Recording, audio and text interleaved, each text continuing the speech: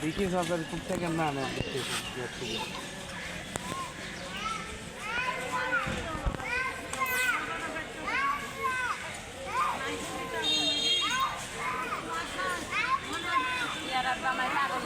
দেখো তো আপা